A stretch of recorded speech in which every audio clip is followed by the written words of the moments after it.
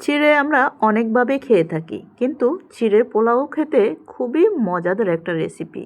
দেখতে যেমন খুব লোভনীয়, খেতেও কিন্তু অনেক মজার একটা রেসিপি। সুপ্রিয় দর্শক, আসসালামু আলাইকুম, ওয়েলকাম টু মাই চ্যানেল। কেমন আছেন সবাই? আশা করি সবাই ভালো আছেন। যে যেখানে আছেন সুস্থ আছেন, নিরাপদে আছেন। যে যেখান থেকে ভিডিওটি দেখতেছেন, শুরুতে একটা লাইক দিয়ে ফুল ভিডিওটি দেখার অনুরোধ রইল। আজকে আপনাদের সাথে শেয়ার করব খুবই মজাদার চিড়ে পোলাও। তো আমি কিভাবে রান্না করেছি আপনাদের সাথে শেয়ার করব। চলুন, চিড়ে পোলাও যে কোনো মেহমান বা সন্ধ্যার নাস্তা হিসেবে বা সকালের নাস্তা হিসেবে খুবই মজার একটা রেসিপি। প্রথমে আমি এখানে 250 গ্রামের মতো চিড়ে নিয়ে নিলাম। চিড়েগুলো এখন ধুয়ে নিব। তো এখানে আমি নিয়ে নিলাম একটা টমেটো, পেঁয়াজ কুচি, গাজর, কাঁচামরিচ আর এখানে চিড়েগুলো আমি এখন ভালোভাবে পানি দিয়ে পরিষ্কার করে ধুয়ে নিব 3 থেকে 4 বারের মতো।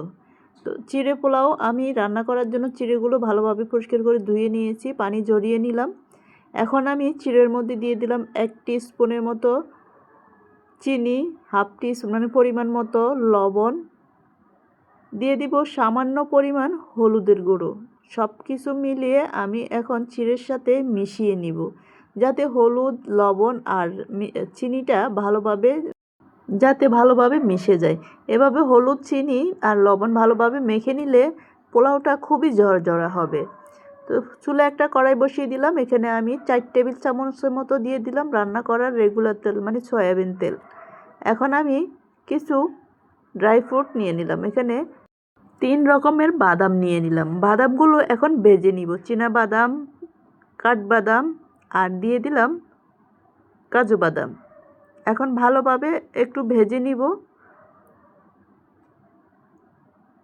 বাদামগুলো কিছুক্ষণ ভাজার পরে দিয়ে দিলাম এখানে আমি কিছু কিশমিশ। এখন আমি সবগুলো একসাথে ভালোভাবে ভেজে নিব, যাতে পুড়ে না যায় খেয়াল রাখতে হবে। চুলার আঁচটা মিডিয়াম রেখে আমি ভেজে নিব। তো আমার ভাজা হয়ে গেল। এখন আমি সবগুলো একটা চামচের সাহায্যে নামিয়ে নিব। বাদাম, কিশমিশ ব্যবহার করলে খেতে কিন্তু অসম্ভব মজার হয়।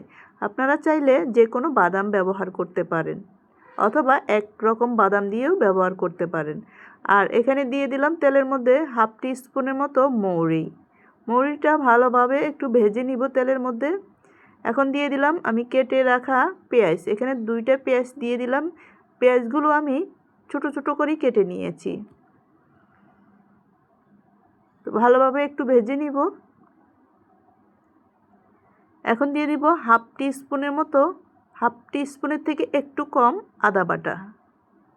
এখানে আমি বেশি মশলা ব্যবহার করব না, সব মশলা অল্প অল্প ব্যবহার করব। এখন দিয়ে দিব আমি একটা তেজপাতা, 3টা এলাচ আর একটা দারচিনির টুকরো ছোট ছোট করে দিয়ে দিলাম। এখন দিয়ে দিব, ভালোভাবে ভেজে নিয়েছি। ভালোভাবে ভেজে এখন দিয়ে দিলাম এখানে গাজরগুলো আমি ছোট ছোট করে কেটে নিয়েছি। এখন গাজরটা আমি একটু ভেজে নিব। দিয়ে দিলাম একটা আলু আর গাজর একই সাইজে আমি কেটে নিয়েছি।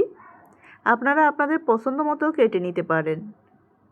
দিয়ে দিলাম জিরার গুঁড়ো হাফ টিস্পুনের থেকে একটু কম। এখন ভালোভাবে আমি একটু সিদ্ধ করে নিব, আর ভালোভাবে যাতে ভাজা হয়। দিয়ে দিলাম আরও একটু লবণ স্বাদ মতো। যেহেতু আমি চিড়ের মধ্যে দিয়ে দিয়েছি লবণটা, এখানে একটু কম ব্যবহার করব। লবণটা আপনারা আপনাদের টেস্ট অনুসারে ব্যবহার করবেন। এখন ঢাকনা দিয়ে কিছুক্ষণ অপেক্ষা করব। আমার অলরেডি প্রায় সিদ্ধ হয়ে আসছে। এখন দিয়ে দিলাম কাঁচামরিচ। ঝালটা আপনারা আপনাদের পছন্দ মতো ব্যবহার করবেন। বাচ্চারা খেলে একটু ঝালটা কম ব্যবহার করার চেষ্টা করবেন। তো আমি মরিচটা দিয়ে আরও কিছুক্ষণ ভেজে নিব, আর ঢাকনা দিয়ে আরও 2 মিনিটের মতো রান্না করে নিব। 2 মিনিট পর আবার ফিরে এসে একটু নেড়ে চেড়ে দিলাম। এখন আমি দিয়ে দেব টমেটো। আমার সবজিটা অনেকটাই সিদ্ধ হয়ে আসছে। আপনারা চাইলে অন্য সবজিও ব্যবহার করতে পারেন। যেহেতু এখন সবজির সিজন না, তাই আমি গাজর আর আলুটা ব্যবহার করেছি। তো আমার সবজিটা প্রায় 80% হয়ে আসছে। এখন আরও 20% বাকি আছে। এখন ঢাকনা দিয়ে আরও 2 মিনিটের মতো রান্না করব। তো এখন আবার 2 মিনিট পর ফিরে আসলাম, একটু নেড়ে চেড়ে দিব। এখন আমি ভালোভাবে নেড়ে চেড়ে দিয়ে দিব আমি চিড়েগুলো দিয়ে এখন অনবরত একটু পরের পর নেড়ে চেড়ে দিব, যাতে ভালোভাবে মিক্সড হয়ে যায় আর রান্না করা হয়ে যায়। এই সময় চুলা আঁচটা মিডিয়াম রেখে রান্না করতে হবে। এখন আর কোনো কিছুর প্রয়োজন হবে না, এখন শুধু ভালোভাবে নেড়ে চেড়ে রান্না করে নিতে হবে আর সবজির সাথে ভালোভাবে মিশিয়ে নিতে হবে। চুলার আঁচটা মিডিয়াম রেখে কিছুক্ষণ পর পর একটু নেড়ে চেড়ে দিব।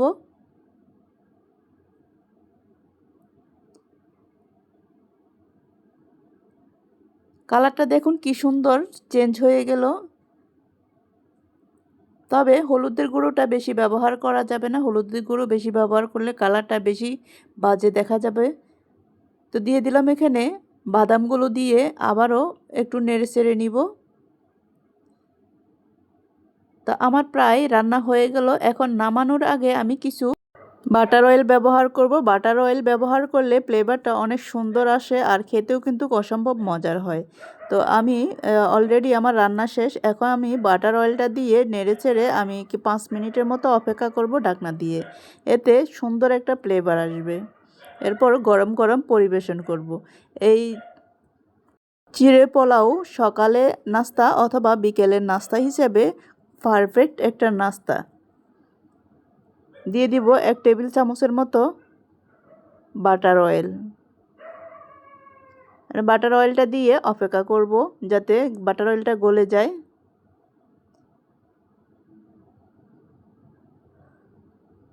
একটু নেড়ে চেড়ে ঢাকনা দিয়ে অপেক্ষা করব। তো অলরেডি আমার হয়ে গেল। এখন ঢাকনা দিয়ে কিছুক্ষণ রেখে দিব বাটার অয়েলটা যাতে গলে যায়। তো কিছুক্ষণ পর ফিরে আসলাম, আমার বাটার অয়েলটা অলরেডি গলে গিয়েছে। এখন নেড়ে চেড়ে নামিয়ে গরম গরম পরিবেশন করব। তো আমার এই রেসিপিটি আপনাদের কেমন লাগলো? যদি ভালো লেগে থাকে লাইক কমেন্ট শেয়ার করে দিবেন। আর একবার হলেও ট্রাই করে দেখবেন, অসম্ভব মজার একটা রেসিপি চিড়ে পোলাও।